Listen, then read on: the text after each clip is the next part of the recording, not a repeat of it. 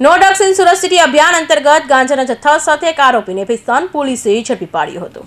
Surat police commissioner Anupsinh Gehlot દ્વારા સુરત શહેરમાંથી narcotics પ્રવૃત્તિને સદંતર નાબૂદ કરવા no drugs in Surat city અભિયાન ચલાવવામાં આપેલા આદેશને લઈ અધિક પોલીસ કમિશનર સેક્ટર 2, નાયબ પોલીસ કમિશનર ઝોન 6 તથા મદદનીશ પોલીસ કમિશનર જે ડિવિઝનના સૂચનાના આધારે ભેસ્તાન પીઆઈ કેપી ગામેતી તથા સેકન્ડ પીઆઈ જેએમ સોલંકીની સૂચના અને માર્ગદર્શન હેઠળ તેમજ સર્વેલન્સ સ્ટાફના પીએસઆઈ જેએમ પટેલ નેતૃત્વ હેઠળ એએસઆઈ રીતેશભાઈ મોહનભાઈ તથા હેડ કોન્સ્ટેબલ રાકેશભાઈ હીરાભાઈ નાઓએ પેટ્રોલિંગમાં હતા। તે દરમિયાન બાતમીના આધારે ઊન ભીંડી બજાર આશિયાનગર આમદ મંડપ વાળાની ગલીમાં જાહેરમાં રેડ કરી આરોપી આસિફ સુપડુ શેખ 10,000થી વધુની કિંમતના ગાંજાનો જથ્થો સાથે ઝડપી પાડી સળિયા પાછળ ઢકલી દીધો હતો।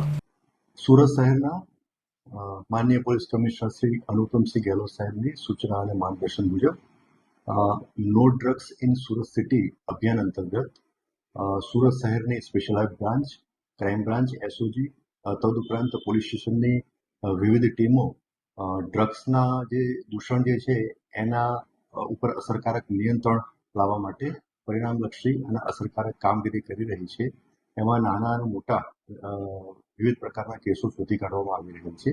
દરમિયાન આ અભિયાન અંતર્ગત ગઈકાલ રાત્રે એક ઇનપુટ ભેસ્તાન પોલીસ સ્ટેશનના ડી સ્ટાફના કર્મચારીને મળેલું હતું કે એમાં ઊન ભીંડી બજાર વિસ્તારમાં આશિયાનગરની બાજુની ગલીમાં એક ઈસમ જે ઇનપુટમાં એમાં વર્ણન પણ મળ્યું હતું એ ઈસમ એની પાસે ગેરકાયદેસર ગાંજાનો જથ્થો છે અને એ ચોરી છુપીથી વેચાણ કરવાનું છે।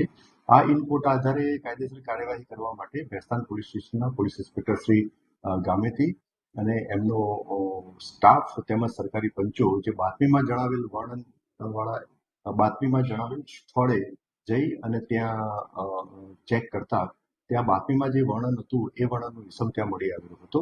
તેની અંગ ઝડપી કરતા અને પ્રાથમિક પૂછપરછ કરતા તેની અંગ ઝડપીમાં એક પ્લાસ્ટિકની કાળી થેલીમાં એક વનસ્પતિજન્ય ભીનો ઘેરા લીલા કલરનો ડાળખા, પાંદડા અને બીજ સાથેનો એક વનસ્પતિજન્ય પદાર્થ મળી આવેલો હતો। એની લાક્ષણિક વાસ ચેક કરતા એ પ્રાથમિક દ્રષ્ટિએ ગાંજો હોવાનું જણાઈ આવતા આ બાબતે એફએસએલના અધિકારીના સ્થળ ઉપર બોલાવી અને એફએસએલ અધિકારીના પાસે જે કીટ રહેલી છે એનાથી પરીક્ષણ કરતા એ જે વનસ્પતિજન્ય પદાર્થ જે છે એ પ્રાથમિક દ્રષ્ટિએ ગાંજો હોવાનું પરીક્ષણમાં જણાઈ આવ્યું। જે આધારે આ આરોપી વિરુદ્ધમાં એક એનડીપીએસ એક્ટ હેઠળ કેસ દાખલ કરવામાં આવેલો છે। આ જે જેના વિરુદ્ધમાં કેસ દાખલ કરવામાં આવેલો છે એ આરોપીનું નામ આસિફ સુપડુ શેખ અને એનું રહેવાસી જે છે પ્લોટ નંબર 85 આસિયાનગર આમદ મંડપ વાળાની ગલીમાં ભીંડી બજાર ઊનનો રહેવાસી છે અને એનું મૂળ વતન જે છે એ યાવલ અઠવાડા બજાર, થાના યાવલ, જિલ્લો જલગાંવ, મહારાષ્ટ્રનો વતની છે। એ અહીંયાના પરિવાર સાથે રહે છે।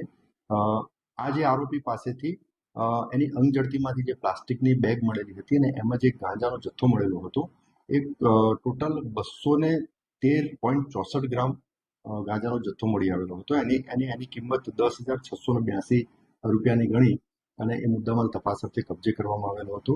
આરોપીની પ્રાથમિક પૂછપરછમાં એણે એવું જણાવેલું છે એ એક અજાણ્યા વ્યક્તિએ એને ગાંજાનો જથ્થો એને વેચેલો હતો। હાલમાં એનું નામ જણાવેલ નથી પરંતુ આરોપીની પોલીસ કસ્ટડી રિમાન્ડ મેળવવા માટેની કાર્યવાહી ચાલુ છે।